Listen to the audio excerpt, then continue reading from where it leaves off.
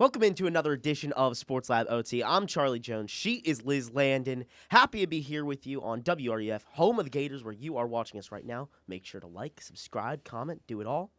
Sports Lab Overtime, talking some Gators basketball. Liz, Gators basketball. I mean, hot as ever. Let's talk a little bit about the last game. 108-74 win over the Mississippi State Bulldogs. Oh, yeah. Outright SEC champions. They already clinched it. Bye, Bama. Bye, Bama. Greg Sankey presented the trophy to the Florida Gators prior to that game, but then they clinched the outright title for the first time since 2013-2014 in an absolute drubbing of the Bulldogs. Yeah. No, insane game. Hi, Charlie. I'm really tired right now, but you know what I'm not tired of? Watching the Gators play. I was at that game all the way up in the nosebleeds. Didn't matter. It was the best thing ever. Not to, fangirl, but they played amazing. I was very proud of the fact. I mean, it was a little bit of a rocky start. I was proud of the fact that they were able to play the way they did, especially without Tommy, because I know that was a big concern for people. I mean, he's typically in the game playing well. And so seeing that, how many players? 6 players scored doubles, right? Yeah. 6 players recorded double digits, and then in Arkansas, it was 7 when Tommy was playing. So I know a lot of people were a little bit, worried in the Texas game. Ruben and Tommy definitely weren't on their A game. And I think this just really solidified the fact that, worst comes to worst, we can perform well. Yeah, no, I think you're spot on. I mean, Mississippi State gets out to a 24-14 start, and they're shooting incredibly well. It's a little bit of a combination of Florida missing some of the shots they normally hit, Mississippi State coming out hot from 3, out to a 10-point lead.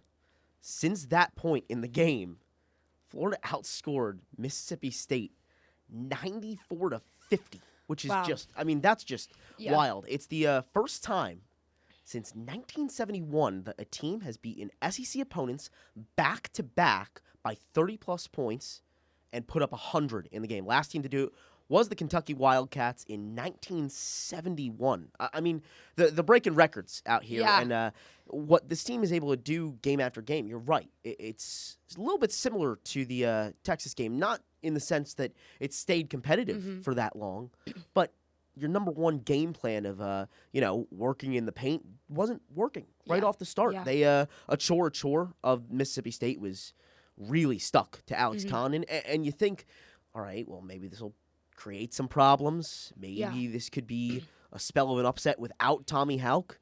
Instead, Gators go on a massive run, halftime lead, second half. I mean, they just dominated, absolutely dominated. And when you look at the final stats, 55% from the field Florida was shooting. Wow. The ability that they can go out and beat you in the paint, they can beat you from 3. I mean, they were 8 for 22 from 3 in the game. They've really started to not only be that team that is so efficient, but a team that can really win however they want to win on any given night. Oh, yeah, 1,000%. And I don't know what goes on in the locker room, but I have a feeling it has a lot to do with the energy and Todd Golden. They just we already know they have a rotation. We already know that they have enough talent, enough variety of talent to be able to shuffle the bench the way Todd Golden does.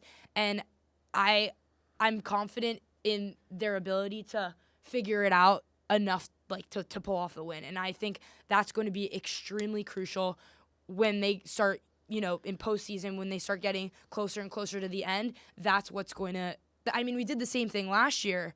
It's just now we have even more materials. All right, so you talk postseason. Yeah. Let's take a look at where Florida stacks up right now. Gators up to 4 in the KenPom rankings, the main analytical tool for college basketball.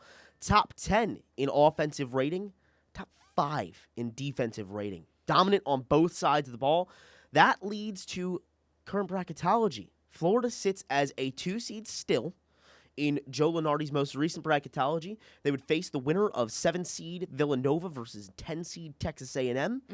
Remaining top seeds in their side of the bracket.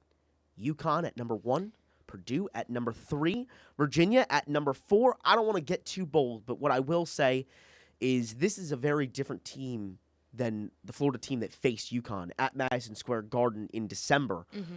This is a team that could, I think, take down Purdue. I think could take down Virginia. And if they were to face UConn again, now, you mentioned, right? You have your main rotation. Things were still being tested out. I mean, you saw CJ Ingram and Alex Lloyd come into that game at Madison Square Garden. So Todd Golden is still figuring things out a bit.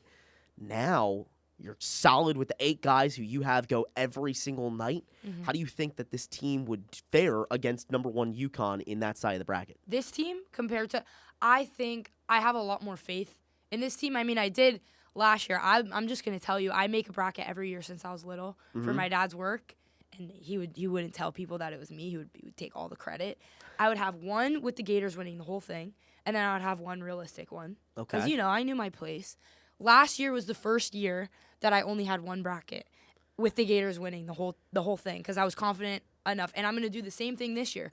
So I had the confidence last year, but this year, it's just like it's a different vibe. Like, we had our top 3. Now I can't even pick out like a solid, these 3 are better than the rest. We just have so much variety. We have Urban taking shots on the outside, and we have it's just so much more unpredictable of, like in the Texas game when Ruben and Tommy were off, Kondo stepped up, and we saw a lot of talent from him, something that was lacking at the beginning of the season. He was really struggling with his free throws, and his field goal percentage was very questionable for the position he was playing. And so I think that with Xavier's, he's definitely improved his consistency going into the end of the season. And I think, just coming off of the momentum, I have faith that the Gators are going to win on Saturday against Kentucky. And that will put them at, an 11-game streak going into the tournament versus last year it being a 10-game streak. So it's very similar when it comes to that. I think against UConn, I think we have it. And not to jinx anything, but I have faith in this team, and I have faith in their relationship with each other. I think that's one of the most, unique factors that they have that other teams don't. And I've realized it, seeing them in an everyday setting, they just have something about them and like the way they treat each other and talk so highly of each other.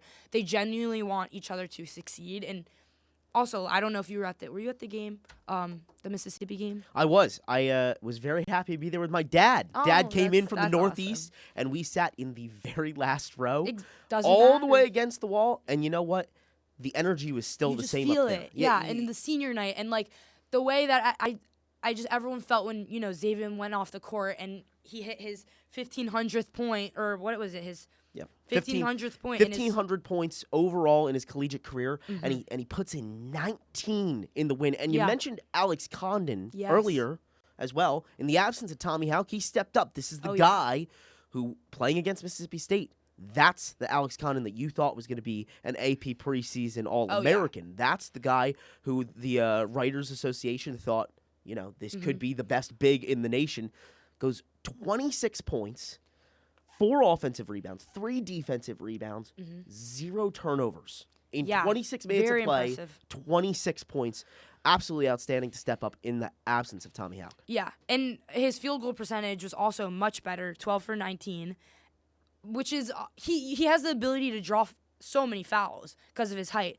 And so it was a little bit concerning when he would draw those fouls and then miss them, because now it's like, okay, the other team's just going to hit him and punch him because what is he going to do about it? Make it? No. But now he's shown that he does have the ability to be a threat when it comes to that, and I think that's probably made it easier for him to shoot on offense because people are going to be more cautious of when they choose to foul him. Yeah, no, you're spot on. And I think something that you mentioned that's really interesting is the vibe around the team. You have such camaraderie last year with Walt, with Elijah, with Will Richard. You have these guys, and some of these guys as well, who have now stepped up this year. Tommy Houck is there. Alex Condon, who becomes a 6th man when the NCAA tournament rolls around.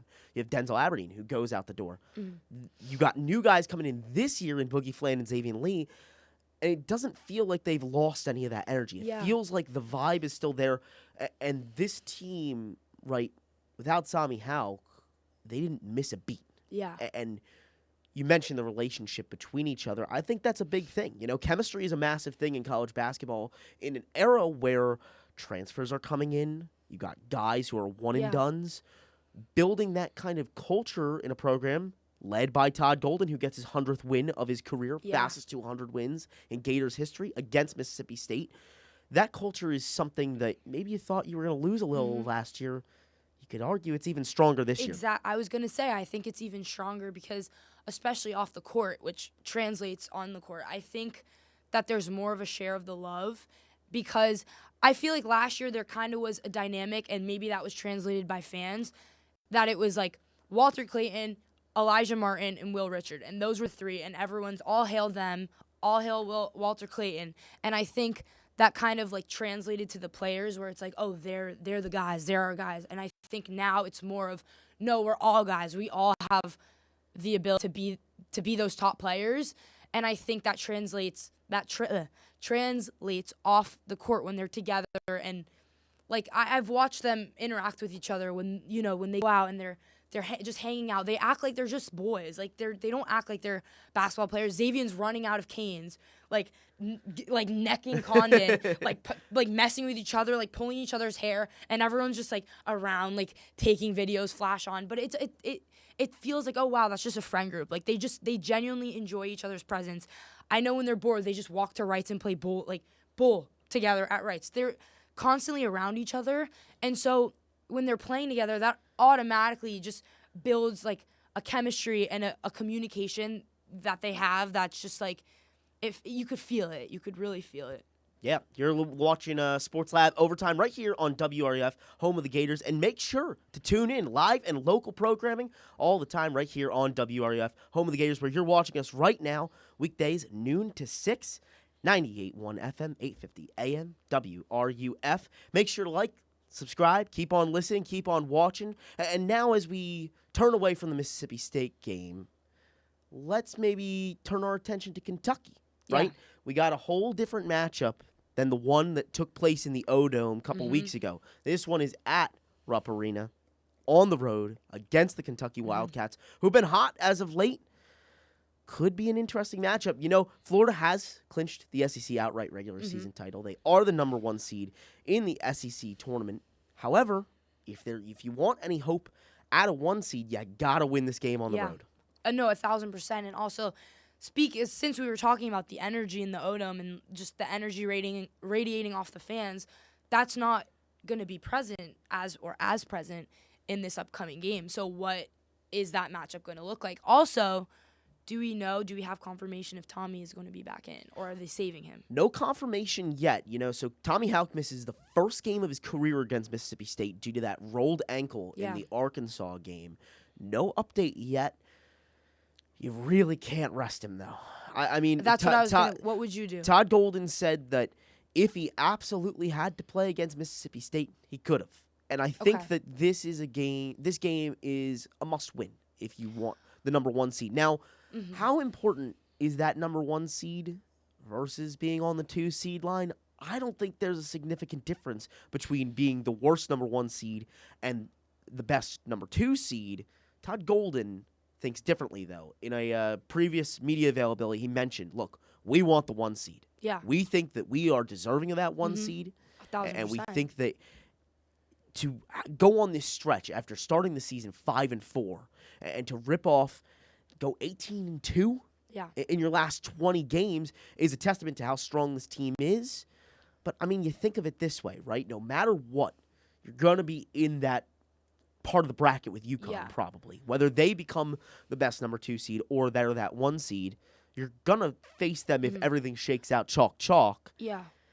Does it really matter if you do have that 1 seed versus the 2 seed? I don't personally think so. I think worst 1 seed also is left up to interpretation. Like, obviously we have these experts saying who goes where, but at the end of the day, you don't really know until they play each other who is able to compete at that level. And so I honestly don't think it matters. At this point, we're not the underdogs like we were last season. And so I think if anything, it'll instill more of a fear in our opponents versus being 2 seed. And it just puts us at the maximum level. So I think I would rather us be a 1 seed. Really? Yeah. Interesting. Well, if that is the case, then Tommy Houck will have to go against Kentucky. Last time out against the Wildcats, Houck had 17 points. So that's a difference maker right there. If he doesn't play, it could be a whole different thing. Last time against Kentucky, outshot by 9% from beyond the arc. Also better from the free throw line by 3% was Kentucky. The key difference, though, you forced Kentucky to turn the ball over. 14-11 margin last time. The Gators go 25 points off turnovers compared to the Wildcats 12 and out-rebounded UK 45-37. Those are going to be massive keys if you want to win this game on the road. Yeah. You have to force turnovers, you have to score off of them, and you have to out-rebound a team that's very strong. Yeah, no, I agree. And see, this is where I disagree with you that Tommy needs to play. I don't think, obviously, they didn't have him dressed for the Mississippi game, and I think that was a wise choice. I think they should, have him dressed, have him ready to go, but I don't think they should plan on starting him because if he messes up his ankle anymore, that's a terrible way to go into this tournament, and I think that is more important than winning this game. Because like you said, it's okay to be a 2 seed. I would rather us be a 1 seed, but it's not.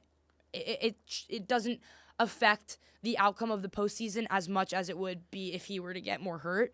And so I think, like I said, with Golden being able to make such a quick turnaround and figure out what the problem is, I think if the Gators go into that game and they're down a significant amount and early enough on, okay, that's when you make the decision, do we put Tommy in?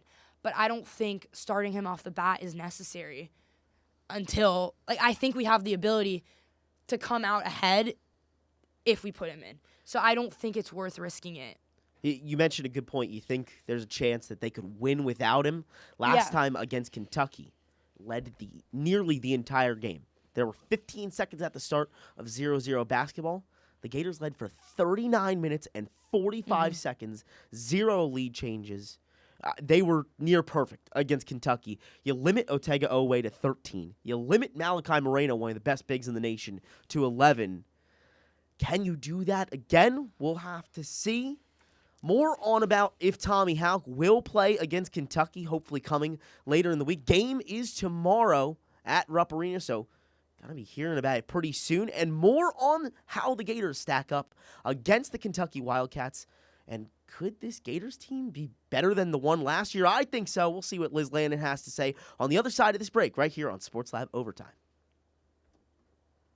Was that good?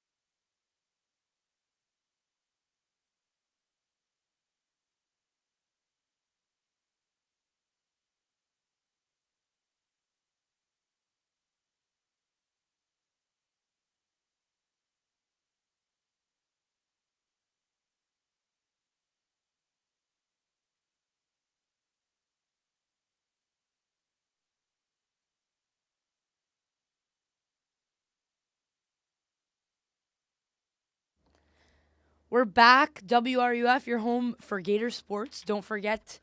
Oh, Sports Lab Overtime. Don't forget to subscribe, watch, and listen to our YouTube channel, WRUF Home of the Gators, presented by Raleigh House. I'm here, Liz Landon, Charlie Jones.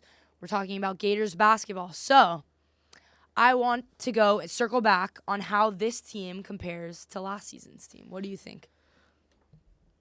I think there's been a notion for a while now that this team may have a higher ceiling than last year. I mean, it's hard to say, right? Last year, you're national champions. But there's a couple key differences between this team this year and the team last year. I think this year's 2026 Florida Gators are more complete and are a better team than the national champions a year ago. Let's look at it this way, right? I mean, with the late season dominance that they've had, this is a different team that started 5-4 out of the gates. Yeah. It does not look like that team at all that lost to TCU, that lost to Missouri, had those 3 top 5 losses to Arizona, Duke, and UConn. This team doesn't look like that. What they look like now is a complete team, 1-5. You can put anyone out there, and what your guys are able to do off the bench, to me, is more impactful than last year. Let's break it down, right? This year, you're better on points in the paint, and you're better on rebound percentage by a significant margin. Last year, you outshot teams by 10%. This year, it's 14%.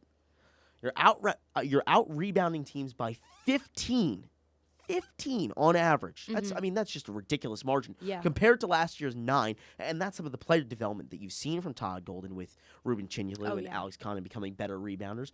35% from beyond the arc now.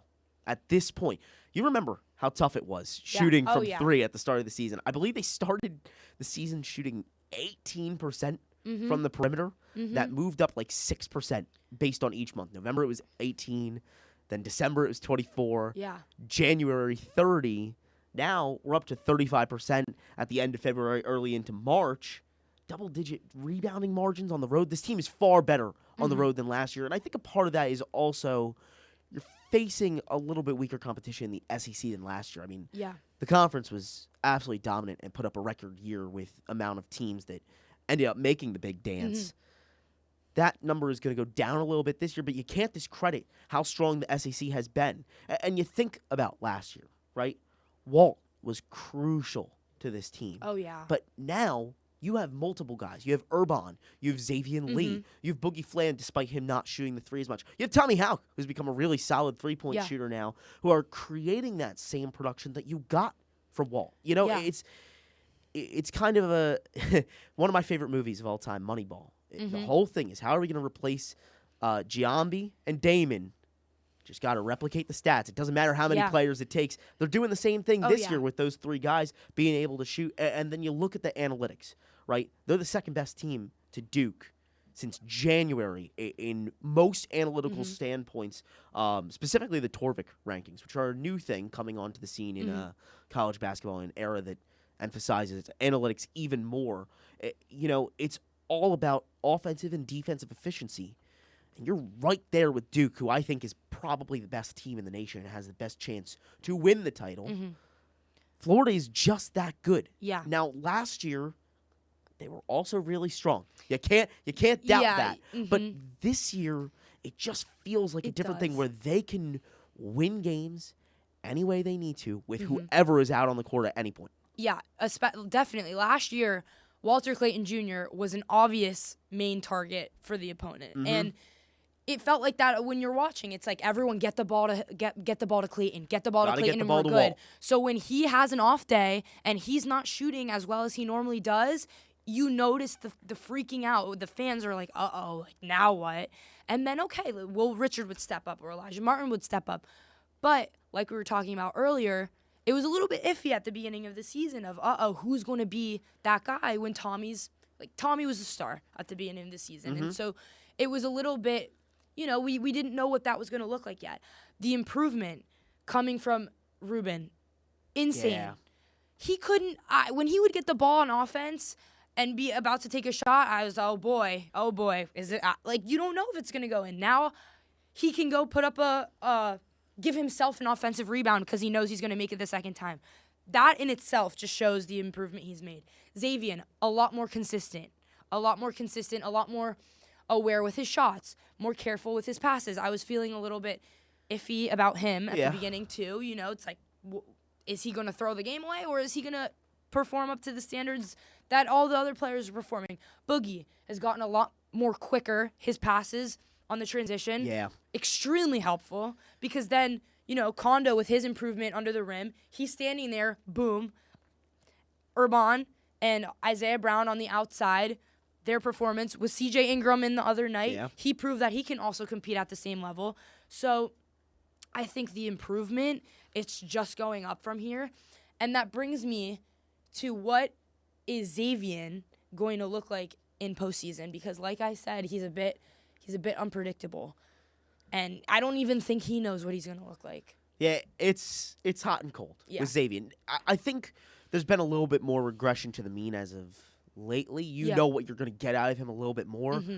But, I mean, really, through the first half of the season, you didn't know what Xavier Lee you were getting on night. And then he has that performance at Vanderbilt where he sinks the game-winning three. And you saw a little bit of that confidence come back. And he's really rode that throughout the rest of the season. Now, how will that play into March? I mean, being a part of the Florida Gators is a whole lot different than being a part of the Princeton Tigers. I am a New Jersey native.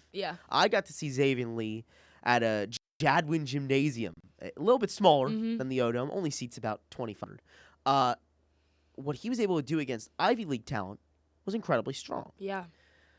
But I think you saw the adjustment to being a Power 4 player come into play at the start of the season. And I think until really you got into SEC play, he didn't have that confidence that he had at Princeton. I saw him at Princeton. Now, mind you, playing against Dartmouth and Cornell, not playing against Texas, Vanderbilt, Arkansas, Kentucky. What he was able to do is just pull up from anywhere. And it was basically certain that he was going in. There were times, I remember a game winner he hit from way downtown, basically from the logo, to win the game, and he acted like it was nothing. Just shrugged, just shook it off. Now you're seeing that kind of player that he was at Princeton in that sense come back now. And I think a big part of that is how selfless he's been as of late. He's not the main ball handler. And what Boogie Flan has been able to do as the main ball handler and really facilitate the offense has been great. When the ball was in Xavier's hands, it seemed like at the start of the year, you know, drive into the post every time or pull up from way deep. Either way, not necessarily your best, most efficient shot. Now, he's picking his moments to launch the three. He's picking his moments to drive into the post. And there was a key play the other night against Mississippi State where he's driving in, and he realizes he runs into two players. So he's got to try and figure something out. And rather than forcing a shot that's not going to fall, he scoops around under the bucket, comes back, and hits a little nice mid-range jumper. The court awareness for Xavier Lee has been crucial to that confidence here late. And will that court awareness come into play when you get to the NCAA tournament? We'll have to see. I think trying to figure out what he's going to do in the postseason is a bit of a struggle, and there's some question marks there. I think he's incredibly strong shooting, but what will happen when you get into those high-pressure, high-leverage moments? Will he still be able to keep that up? I used to get frustrated at the beginning of the season because I never looked at it in that perspective of, you know, you saying how he used to play for Princeton, shrugging it off, and that was his form of real confidence. And I kind of saw a little bit of, like, his confidence at the beginning of the season as performative. And honestly, like when he would take shots that he obviously wasn't going to make, I would get frustrated. Like, why are you taking these when, you know, Urban is open and you know he's going to make that most of the time? Why are you taking it when you're covered? And why are you passing the ball behind your back into so the much crowd? More selfless as of late. Yeah, you know, and so finding like his guys. Exactly. Like you said, as of late, I haven't been seeing that. He's been more cautious, you know, faking it and really looking at who's open around him. Even with Tommy out, he's not acting like he should be the star player. And I think that has made him, you know, more become one of the star players. And I wanted to compare this to, you know, like what he's going to look like in the postseason. I wanted to compare it to me when I go out and I go and get content because I make TikToks. I make stupid TikToks. You do? Really? I do. I do make. Oh, okay. I do. And so, but when I'm looking I could make a TikTok like just walking down the street outside of my house, or I could plan it and I could go, travel somewhere to go make a video. And so that takes a lot of effort. So when he, busts his butt on defense, gets the ball, he wants to shoot it because that would be a great play altogether. And I think a lot of times when that would happen with him, he would end up shooting, shots he could have more like taken his time on and let everyone settle instead of just coming off the transition. And then it was just like you did all that defense for what? For them to get the ball back, the opposite team to get the ball back. And so I wanted to compare that to my content because, like, you never know what's going to happen, though, unless you try it. Like, I could go out and go to another city and drive somewhere and get content, and it has bad reactions. But, like, you never know until you actually do it. So I used to get really frustrated at him for just, doing all that just to miss it. But at the same time, who knows? Because he could have sunk in and it could have been amazing, and he could have had an insane dunk. So I'm more, giving him the benefit of the doubt there, and especially like what you're saying, his court awareness has definitely improved. And I think if he keeps that up and doesn't let the pressure get to him in the postseason, he's golden. He's Todd Golden. Let's take a step back from Gators basketball really quick. I gotta say, I like your TikToks way more than Xavier Lee's TikToks. Thank you. His are solid too, but I'm a bigger fan of yours. But him touching his hair. Yeah. Not quite my speed. I think you can easily say that Xavier Lee is the most impactful player going into this NCAA tournament run. Mm-hmm. It's gonna be crucial what he can do. Are you gonna get the Xavier Lee that was hurling up shots for no reason, or are you gonna get the Xavier Lee that you've seen as of late, who has been more consistent? Let's put it into perspective of this weekend, right? Florida takes on Kentucky this weekend, and Xavier Lee the last time out had 22 against them. He was so much stronger from three. 4 for 7 in that game. Yeah. Are you going to get that Xavier again on the road? If you don't, are you going to win? You know what you're getting at Tommy Houck. You know what you're getting now at Alex Condon, who's consistently producing. You know what you're getting at Ruben Chinyelu and what he can do pulling rebounds out of nowhere. And he always seems to be in the right spot for his rebounds as well. He's like a magnetic force. The ball just it's like a laser. It's just he has the force. Yes, he does have the force. But when Xavier has an off night, are you always going to win that game? And we talked a lot about so far how Florida can win a game any way they want to win. That's also in part to what Xavier Lee you're getting each night. And a big part of this winning stretch that they've been on since those first 10 games of the season is how strong he's been. He has looked like a completely different player. It's just going to come down when you get to March Madness. The lights shine brighter. The lights shine brighter on the big stage.